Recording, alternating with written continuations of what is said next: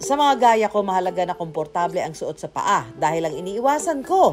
Kaya laging tandaan, pera lang yan, kayang-kayang gawa ng paraan. Hanggang sa susunod na Sabado. Ang sakit ng paa ko. Yeah. Dali. Ano kaya ang pwedeng solusyon sa aking nanakit na mga paa? Si Cedric, ang gaya ng problema ko ang naisolusyonan. Ang kanya naging sagot at naging daan pa para kumita. Sa lungsod ng Marikina, matatagpuan ang paggawaan ng sapatos ng pamilya ni Cedric. Unang produkto ng kanilang negosyo ang leather black shoes, pero natutunan ni Cedric ang paggamit ng abaka bilang material sa ibang produkto para sa paa. Nag-start yung abaka January 2021, meaning pandemic baby siya actually. Hinanap ko kung ano ba ang hinahanap ng tao. Ang dami nag-o-online ng bag, ang dami nag-o-online ng damit. Hinanap ko kung ano yung wala pa sa market. Kasi ang tao naman, kung ano ang wala, ayun ang gusto. Gusto ko na ang ilalabas kong mga tsinelas is unique. At biglaan lang daw niya ito naisip. Naisip ko yung abaka. Sabi ko sa sarili ko na ang ganda niyan, what if gawin nating tsinelas? Sabi ko kay Papa. And then, dinevelop namin yung first slippers namin na gawa sa abaka. Dahil pandemya sa panahong yon, ipinakilala ni Cedric ang mga tsinelas sa social media. Sabi ko kay Papa, try natin pa na i-online, ibenta sa merkado. Tingnan natin kung magkiklik. But before that, ang passion ko kasi talaga is pagiging makeup artist. And then, sabi ko po sa sarili ko na parang parang hindi ako nakakaipon. And that's the time na nagputapak po ako ng business. From makeup artist to shoe designer ang naging peg ni Cedric. Sa pagnenegosyo niya raw kasi nakikita ang posibleng daan para magkaroon ng mas malaking kita. Pero tulad ng mga negosyong nagsisimula pa lang, hindi naging madali ang mga unang buwan ni Cedric. Ang hinala niya, nakulangan pa sa puso ang kanyang ginagawa. Nung una po kasi, hindi po talaga ako in love sa business naming pamilya. Hanggang sa dumating po yung araw na nakita ko po talaga yung abaka. And then, doon po siya nag-start. Na-in-love po ako doon sa slippers, hanggang sa pinost po namin siya sa social media. Hindi ininda ni Cedric ang ilang buwang mababa ang kanyang benta. Dahil si Cedric naniniwala sa produktong pinakikilala niya. Nung una nag-start siya as made to order kasi ang puhunan ko lang naman is 20,000 pesos. Kapag ikaw kasi hindi mo gusto yung ginagawa mo, wala kang love doon sa ginagawa mong business, talagang panghihinaan ka ng loob. Pero once na in-love ka sa business na ginagawa mo, talagang kaya mo magtiis. Kasi nga mahal mo eh. Ang tanging magagawa mo is solusyonan yung problema. Ano ba ang problema ng negosyo mo? 'Di ba? Walang sales. So, kailangan targetin mo yung sales, targetin mo yung market. Ano ba ang gusto ng masa? Kasama sa mga ginawa ni Cedric ang patuloy na pag-promote ng negosyo sa social media. Nung pinost ko yung kwento ng buhay ko, nag-boom siya. And then, hanggang sa nakita siya ni Senator Robin Padilla. And nung na-interview ako ni Senator Robin Padilla, 11 million na tao yung nakakita. Ayun yung naging katapusan ng paisa-isa, padalawa-dalawang benta ko everyday. Ang number one mindset ko is kung paano ko gagawing posible lahat ng imposible.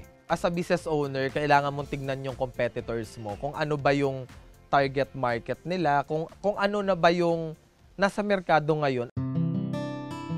Kasabay ng kanyang pagtitiyaga, hindi rin nawala ang pananampalataya ni Cedric.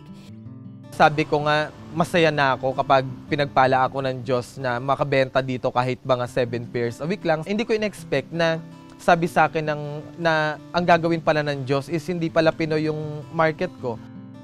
Kinabukasan, the day after, binigyan niya na ako ng 200 pairs na order from Canada. And that's a big impact for me. Dahil merong naniwala at nagtiwala na isang Filipina na bumili at i-distribute yung product ko sa Canada. Ang native feels na atake ni Cedric sa kanyang produkto ang isa raw sa nagustuhan ng kanyang mga suki. Ang mga produkto kasi niya gawa sa purong abaka. Laging sinasabi sa akin ng mga kliyente kong foreigners na sabi niya, "Hi Zed, 40 years na akong nabubuhay pero this is the first time na makakapagsuot ako ng tsinelas na native na gawa sa abaka." Naging masinsin na rin si Cedric sa kanyang produkto, mula sa kalidad ng materyales, sa disenyong kanyang naiisip, hanggang sa production at maging ganap na tsinelas na ito. Dahil sa naging big break ni Cedric, sinimulan na rin niya ang tamang diskarte sa pagpapaikot ng pera. May bumili, may tubo, na itabi yung tubo, may bumili ulit, may tumubo, na itabi ulit yung tubo. And doon siya nag-start. Siguro sa ngayon po, ang kailangan po naming ma-produce is 200 pairs po a week. Or minsan po 200 pairs in 2 weeks. Kasi ang mga abaka po is handmade po siya, mami, technically. So napakahirap po niyang buuin. Sa ngayon, ang dating 1 piraso lang ang nabebenta, kumikita na. Noon po, ang Cedric Zaragoza na brand ay kumikita lang ng pa 1,000, 2,000 a month. Sa lungsod ng Marikina, matatagpuan ang paggawaan ng sapatos ng pamilya ni Cedric. Unang produkto ng kanilang negosyo ang leather black shoes, pero natutunan ni Cedric ang paggamit ng abaka bilang material sa ibang produkto para sa paa. Sa ngayon, ang dating 1 piraso lang ang nabebenta, kumikita na. Noon po, ang Cedric Zaragoza na brand ay kumikita lang ng pa 1,000, 2,000 a month. Ngayon po, ang Cedric Zaragoza ay kumikita na po ng average na 100,000 to 200,000 per month. Ang pangmalakasang footwear ni Cedric, kikilatisin ng inyong lingkod. Ang hinahanap ko kasing babagay sa aking mga outfit, baka dito ko na matagpuan.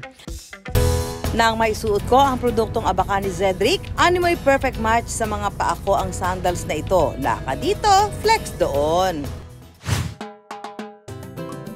Sa negosyong pinasok ni Cedric, marami raw ang kanyang natutunan. Nung sinilang po ang brand na Cedric Zaragoza, wala pong naniwala.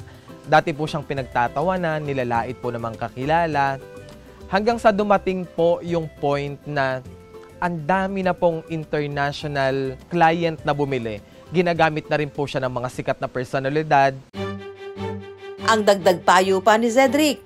Sa negosyo, kapag pinuntirya mo ang pera, that's a false target. Diba? Kailangan ang puntiryahin mo pag when it comes to business, yung gusto ng tao. Kasi ang pagnenegosyo ay hindi madali. Ang negosyo ay hindi tungkol sa kung ano ang gusto mo lang. Ang negosyo ay tungkol sa kung ano ang gusto ng masa. Diskarte at pagpapatuloy. Yan ang mga major na bitbit as business owner para subukin man na walang benta ang produktong iyong sinimulan, tuloy-tuloy na mapanindigan. Sino mag-aakalang ang mga simpleng produkto, malayo ang mararating? Ito ay dahil sa pagninegosyo, hindi pala kailangan ng magarbong produkto para makamit ang bonggang kita. Malay nyo ang akala nyo simple, siya pala ang tutupad sa inyong pangarap na maging matagumpay na negosyante.